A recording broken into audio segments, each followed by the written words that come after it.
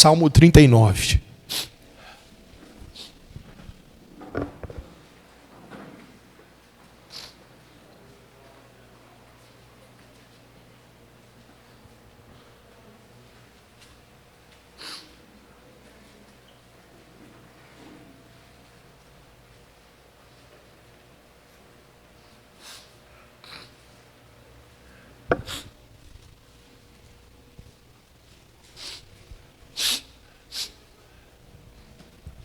Salmo 39, nós vamos ler do verso 1 ao 6.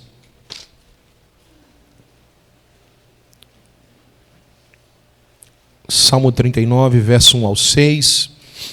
Você que está sem Bíblia, pode nos acompanhar no telão. Diz assim o texto sagrado. Eu disse, guardarei os meus caminhos, e não pecarei com a minha língua. Refrearei a minha boca, enquanto o ímpio estiver na minha presença.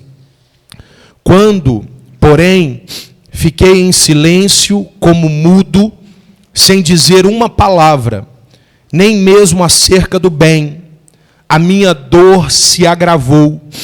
Ardia dentro de mim o meu coração, e enquanto eu meditava, aumentava o fogo.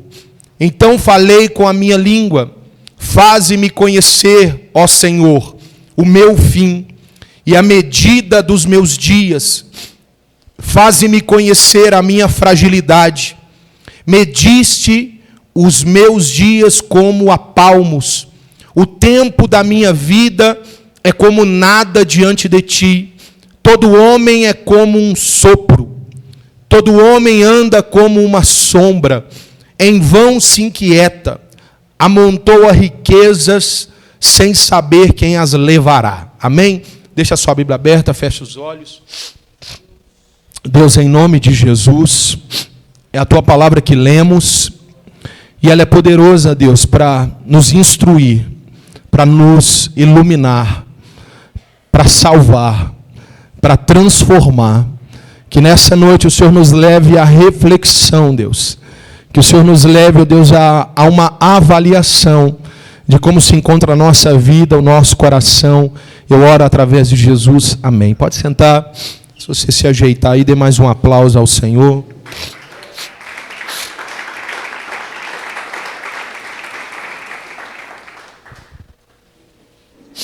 Meus irmãos, eu preciso muito da sua atenção, pretendo ser rápido. Temos a ceia do Senhor ainda para ministrarmos. Eu estava me lembrando que há cerca de quase um ano atrás, nós fizemos aqui na nossa igreja um evento que nós denominamos de Tela Crente, e onde nós passamos aqui um filme, um trabalho promovido pelo Ministério de Louvor, e esse filme ele era sobre a vida do apóstolo Paulo. E tem uma parte nesse filme que me marcou profundamente. Um momento onde o personagem que faz o apóstolo Paulo, ele está conversando com um romano, e o filme mostra Paulo contando uma ilustração. O filme mostra Paulo dizendo algumas palavras, das quais eu quero repetir aqui essa noite.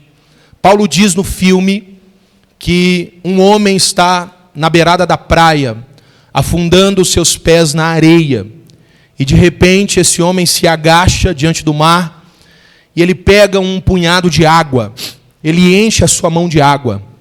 Mas em poucos segundos, aquela água começa a escorrer entre os seus dedos, até que ele abre novamente a sua mão e percebe que as suas mãos estão vazias. Paulo, nesse filme, ele vai dizer que os homens são assim. Os homens vivem por esse punhado de água.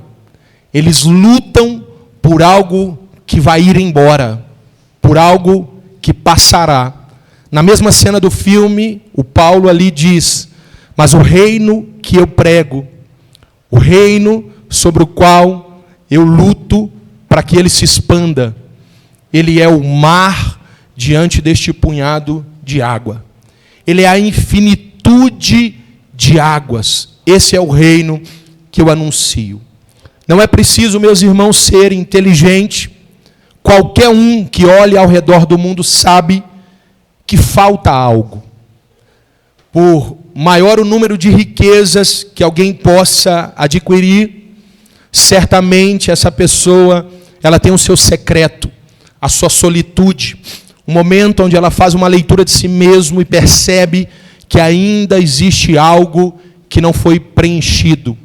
Seguir a Jesus, viver por Cristo, é ir para a direita e o Senhor lhe mandar para a esquerda. É ir para a esquerda e o Senhor lhe empurrar para a direita. Seguir a Jesus Cristo é ter uma vida totalmente entregue a Ele. O contexto do Salmo 39 fala sobre isso. O Salmo 39 é daqueles salmos que nos levam a pensar sobre aquilo que não gostamos de pensar. Note isso. O Salmo 39, ele tem o papel na Escritura Sagrada de nos lembrar sobre como a vida é passageira, sobre como somos frágeis e sobre o quanto a vida é breve. O Salmo 39, a verdade que está nesse salmo, é um convite para nós a irmos na contramão do mundo de hoje.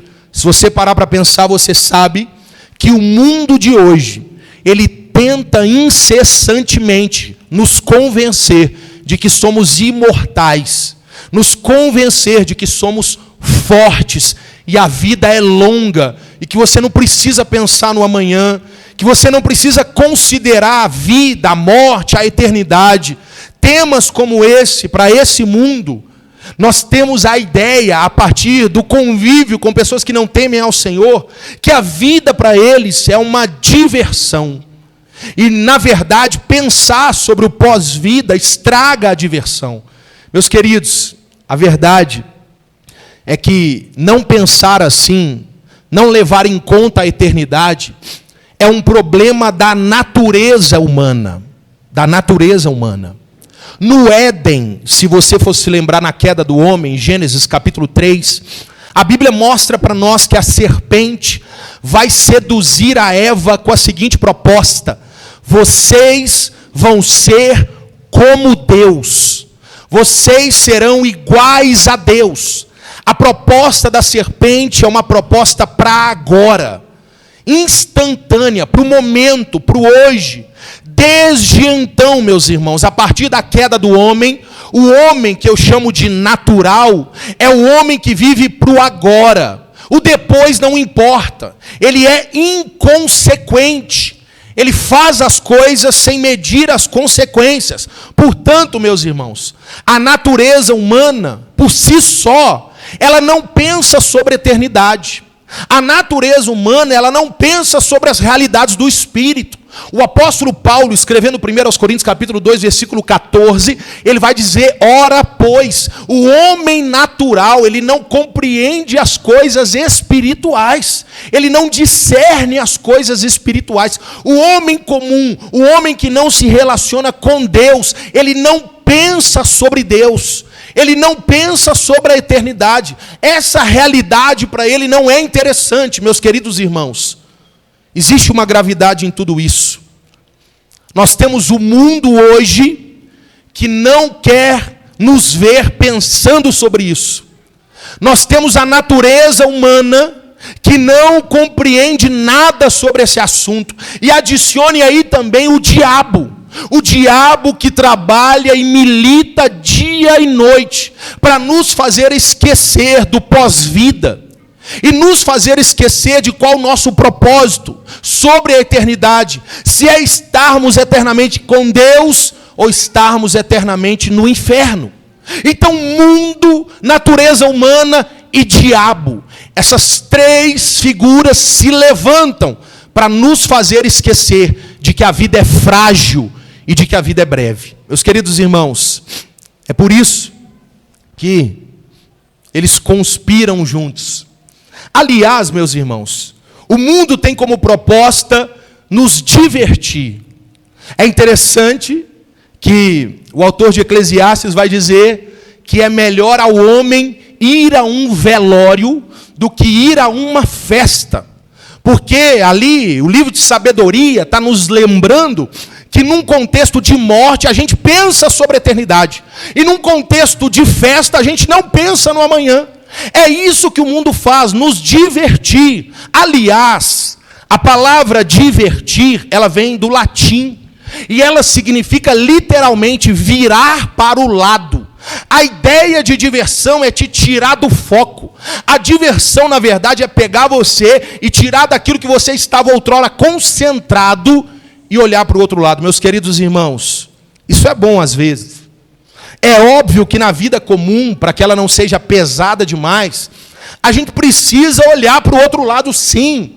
Mas existem olhares que podem ser fatais. Existem olhares que, conforme você tira do alvo, você pode nunca mais ter a oportunidade de olhar para o alvo novamente. Olhe para cá. Eu entro no Salmo dizendo a você que ele é de fato um luzeiro. Ele é uma luz em meio às trevas. O Salmo 39, ele é uma flecha no peito do humanismo. Ele é um convite à reflexão, à introspecção. Esse salmo, meus irmãos, é o que eu chamo de salmo do travesseiro. Sabe quando você vai dormir à noite, e aí parece que o seu dia passa no teto de casa, no teto do seu quarto, você fica olhando e pensando sobre como foi o seu dia? Este salmo, meus irmãos, ele é o salmo da reflexão. Esse salmo, ele foi escrito por Davi, mas ele foi escrito para ser cantado por um homem. Se você tem epígrafe aí na sua Bíblia, diz o nome, que é Jedutum. Esse Jedutum, conforme o primeiro livro das Crônicas, capítulo 16, ele era um dos diretores de música de Davi. Ele era quem regia a música. Esse salmo foi composto para ser cantado na congregação. Note isso, meus irmãos. Esse salmo, Davi o compôs para quê? Para que o povo de Israel refletisse. Eu não sei se a sua Bíblia é igual à minha, mas ao final do verso 5, se a sua Bíblia estiver aberta, e ao final do verso 11, tem aí entre parênteses o seguinte termo: selá. Selá. Esse termo selá, ele significa pausa. Isso é comum nos salmos. A pausa é para reflexão. A música, ela para e dá uma pausa para que as pessoas que estão cantando reflitam sobre o último verso. E essa pausa acontece pós-verso 5 e pós-verso 11. E os dois versos têm algo em comum. Qual que é a última fala antes da pausa? A vida do homem é um sopro. Para refletir, para pensar, para causar impacto. Meus queridos irmãos, a palavra sopro, aqui na Bíblia, que está escrito no Salmo, ela tem a mesma origem da palavra hebraica rebel, que vem também da origem do nome Abel. Você lembra do Abel, irmão de Caim, que foi morto e morreu cedo? É isso que essa palavra significa. Que a vida ser um sopro é para nos lembrar que a vida passa rápido, que a vida é passageira. Meus queridos irmãos, portanto, diante de uma vida tão breve, diante de uma vida tão passageira, diante de uma vida tão frágil, qual o propósito desse salmo? O que ele nos ensina? Ele nos ensina muito. Eu quero falar só de duas coisas. Olhe para cá, verso 1 ao 3. Primeira coisa, o verso 1, Davi diz assim: guardarei os meus caminhos e não pecarei com a minha língua. Olhe para cá. Primeira coisa que Davi se propõe a nos ensinar através do Salmo 39. Diante da brevidade da vida, diante da fragilidade da vida, Davi está dizendo para nós: cuidado com as suas palavras. Meus queridos irmãos, palavra é algo que, conforme a Bíblia, precisa ser levado a sério. Muito embora nós distribuímos palavras de maneira aleatoriamente, falamos e falamos e falamos, quando nós lemos Provérbios, Tiago, descobrimos que não deveria ser assim. Você se lembra de Mateus capítulo 12, versículo 34, que a Bíblia vai dizer, a instrução do Senhor Jesus, que a boca fala daquilo que o coração está cheio. Portanto, as palavras que eu e você falamos, elas de fato não precisam ser bem pensadas, porque elas revelam o nosso coração. É interessante, meus irmãos, irmãos? Porque o que Davi está dizendo é que diante de uma vida tão breve, você deve usar as suas palavras da melhor forma possível. Diante de uma vida tão passageira, a maneira com que você usa as suas palavras, meus irmãos, precisa ser com cuidado. Davi expressa para nós aqui, se você ler o verso 1, 2, 3, que ele decide se manter calado. É um momento de dificuldade, mas o texto mostra que ele ficou angustiado. O texto mostra, se você reler, que ele sentiu um fogo queimando dentro dele, uma vontade de falar, mas ele decide ficar calado. Meus irmãos, e não é assim com a gente? As situações da vida nos apertam, nos espremem, e a gente tem vontade de falar, de telefonar, de digitar, de postar. Aquilo arde no nosso coração. Mas essa noite Davi nos chama para aprendermos a nos controlarmos. Porque se a vida é breve, nós precisamos refletir. Por quê? Porque podemos, meus irmãos, causar estragos tão grandes que pela brevidade da vida não teremos tempo de consertar. Essa é a lógica do texto. É aqui que eu chego. A vida é tão breve que conforme você usar as suas palavras, você vai passar a vida toda tentando consertar o estrago que causou, mas como a vida é breve, você não vai conseguir. É disso que Davi está falando. Meus queridos irmãos, eu não faço aqui uma apologia ao silêncio de maneira que não faça sentido, não é disso. Eu sei que tem momentos que a gente precisa falar. Às vezes tem conversas, esclarecimentos, assuntos que precisam ser resolvidos. O que eu estou dizendo aqui é que você e eu precisamos considerar se é a melhor hora, se é o melhor lugar, se é o melhor tom de voz. Se você continua lendo o Salmo, e depois eu te recomendo que continue, você vai ver que Davi toma uma decisão. De tanto o coração dele queimar de vontade de falar, ele chega à decisão de quê? De falar. Aí no verso 4, você encontra qual que é a decisão que ele toma. Qual que é a decisão que ele tomou? O que ele decidiu falar? Ele decidiu falar em oração com o Senhor. Meus queridos irmãos, não há forma melhor de investirmos palavras senão em oração. Davi está desabafando, mas com a pessoa certa. Esse é o erro de muitos, que se propõem a desabafar com a pessoa errada. Mas o apóstolo Paulo, escrevendo aos Filipenses, capítulo 4, versículo 6, ele vai dizer: não andeis ansiosos por coisa alguma, antes levai diante de Deus as vossas súplicas, as vossas necessidades, levando ao Senhor o conhecimento, sempre com ações de graça. Ou seja, a Bíblia nos orienta, meus irmãos, que nos momentos de sufoco, nos momentos em que o nó na garganta vem, não há outro caminho senão dos joelhos. Não há outro caminho, meus irmãos, senão aos pés do Senhor. Quando a vida nos aperta e a gente tem vontade de questionar, de falar, de gritar, o Davi no Salmo nos convida a falarmos com o Senhor. Eu sigo, verso 4 e 6. Meu segundo ponto para encerrar é o ponto do nosso sermão. Considere que a vida é um sopro. Se você tem que considerar suas palavras, agora, de forma mais precisa, considere que a vida é breve, ela é um sopro. Lembre-se que eu acabei de dizer que o Davi, o que ele foi fazer na hora que ele decidiu falar? Tem alguém comigo aqui, irmãos? Orar, não foi? Ele decidiu orar. E a oração de Davi é um pedido a Deus. Ele faz um pedido ao Senhor. Essa oração de Davi é tão fabulosa, porque o pedido dele é o seguinte: Senhor, me lembra, Senhor, de como a vida é curta. Me lembra, Senhor, de como eu sou frágil. Me lembra, Senhor, de como a vida é um sopro. Meus queridos irmãos, Davi vê nisso a única possibilidade dele manter a mente dele sã num mundo tão perverso. Tudo é passageiro, nada é para sempre. Quando Davi ele pede ao Senhor isso, é para ele entender que tudo vai passar. É para que o Davi entenda que o sofrimento não vai durar para sempre. É para o Davi entender que vai chegar um momento que vai cessar o sofrimento. Meus queridos irmãos, eu te lembro que conforme as Escrituras Sagradas, a Bíblia nos conta que, no primeiro livro das Crônicas, que Deus encontrou Davi num curral. E Deus encontrou Davi atrás das ovelhas malhadas.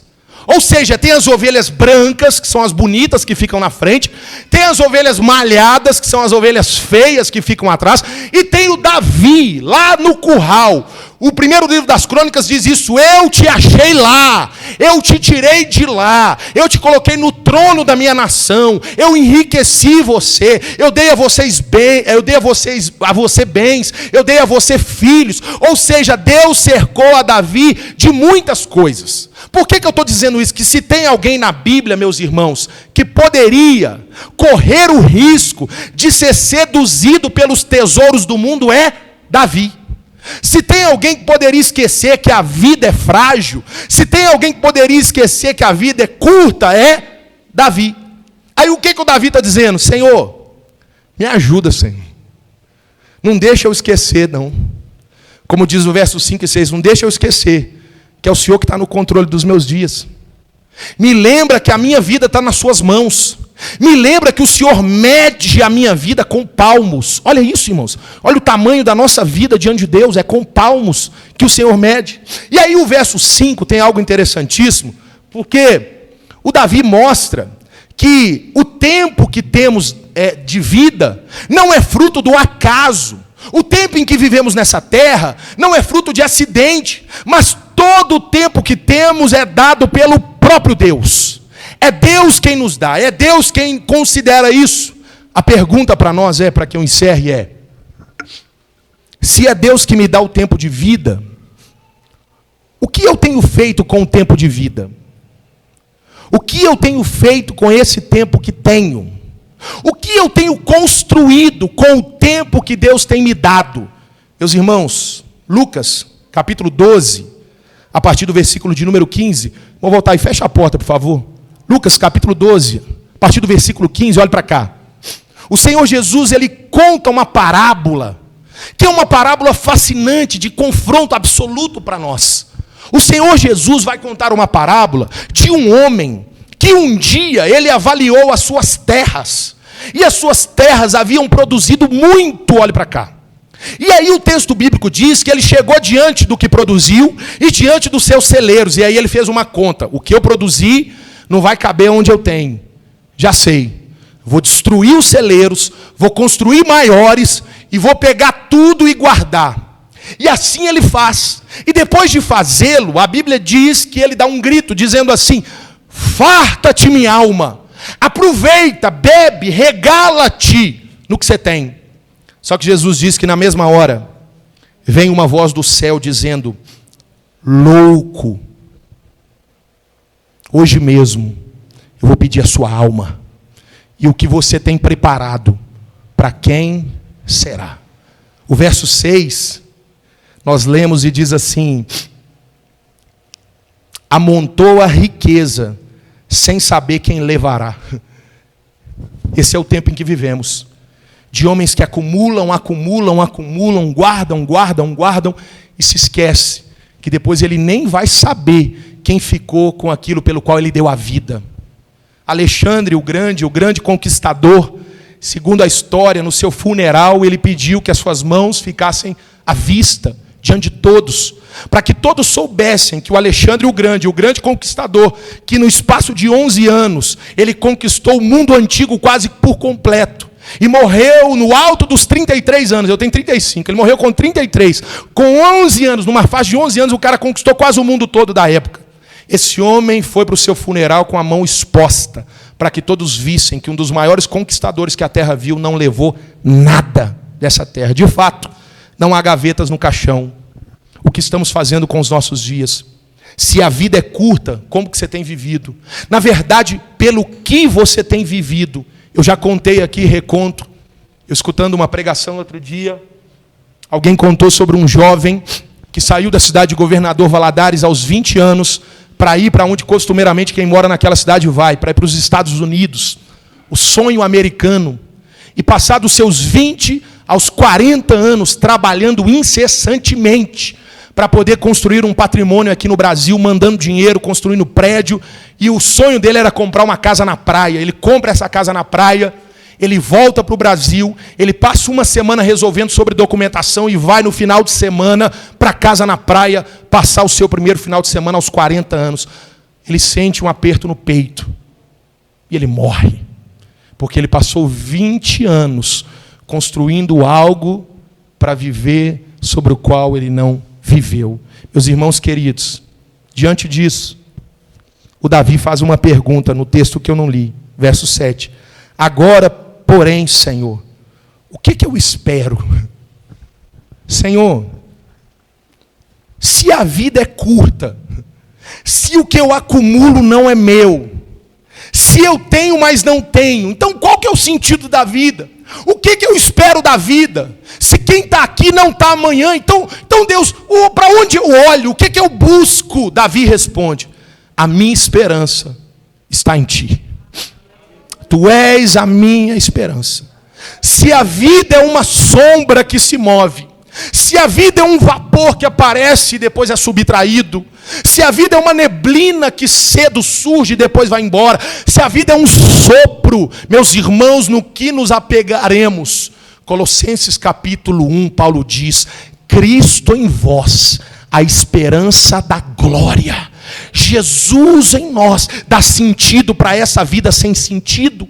Paulo ensina o que Davi descobriu, que a beleza da vida, meus irmãos, é viver por Cristo e morrer com Cristo. Essa é a beleza da vida, esse é o sentido da vida. Morrer com Cristo, meus irmãos, é um triunfo. Morrer com Cristo é como Estevão, é olhar para os céus abertos, é lembrar dos mártires do passado, é entender que Deus nos espera para esse dia glorioso. A morte para o cristão, meus irmãos, ela não o assusta, ele anseia porque ele estará com seu Salvador. Os muçulmanos dizem que eles vão conquistar o mundo, sabe por quê? Porque os cristãos deixaram de amar a morte, porque amam demais a essa vida. Nós precisamos resgatar o valor bíblico do Evangelho, de entender que isso aqui passa e nós estamos mirando a eternidade, estarmos com o Senhor, nos braços do Senhor, ouvindo dele: entrai no meu descanso, o lugar que está preparado para você.